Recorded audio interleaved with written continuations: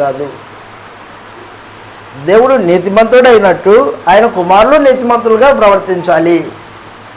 యేసుప్రభు నీతిమంతుడు, ఆయన రక్తం చేత కడగబడిన వాడు నీతిమంతుడు.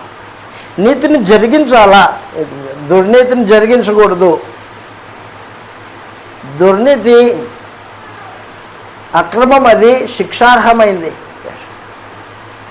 కాబట్టి మనుషులు ఏం చేయాలంటే ఇదిగో నీతి రక్షణ అనే వస్త్రాలు ధరించుకొని దేవుని మందిరంలో యాజకత్వం చేయాలా.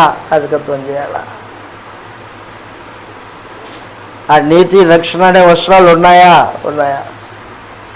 వస్త్రాలు అపవిత్రం చేసుకుంటే ఏమైపోతుంది? పాడైపోతాడు మనుషుడు. ప్రకటన గ్రంథము కొంతమంది వస్త్రాలని అపవిత్రం చేసుకున్నారంట. ప్రకటన గ్రంథము 3వ అధ్యాయము 1వ వచనంలో సార్దిస్లో ఉన్న సంఘపు దూతకి ఇలా రాయి అన్నాడు. ప్రకటన గ్రంథము 3వ అధ్యాయం 1వ వచనంలో సార్దిస్లో ఉన్న సంఘపు దూతకి ఇలా రాయి. ఏమని రాయాలా? 7 నక్షత్రములు, దేవుడు 7 ఆత్మలు గలవాడు చెప్పు సంగతులు ఏమనగా, నీ క్రియలు నేను ఎరుగుదును, నువ్వేం చేస్తున్నావో నాకు తెలుసు, జీవించుచున్నావన్న పేరు మాత్రమే ఉన్నది కానీ నీవు మృతుడవే.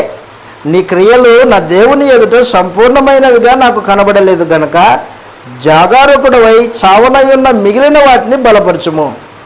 నీవెలాగూ ఉపదేశం పొందితువో, ఎలాగూ వింటివో జ్ఞాపకం చేసుకొని దాన్ని గైకొనుచు మారు మనసు పొందుము.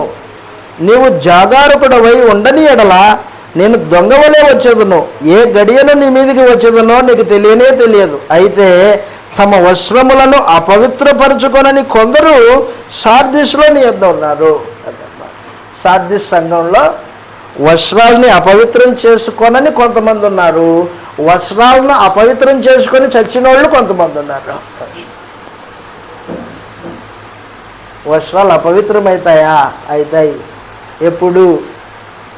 ఎప్పుడైతే నువ్వు శరీర సంబంధంగా ఆలోచన చేస్తావో, నీ క్రియలు శరీర సంబంధంగా జరిగిస్తావు, అప్పుడు నీ వస్త్రాలు అపవిత్రమైపోతాయి.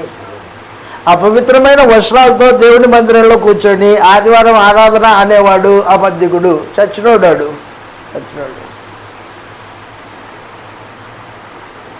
ఈ రోజున ఎన్ని శవాలు దేవుని మందిరంలో కూర్చుంటున్నాయో నాకు తెలియదు.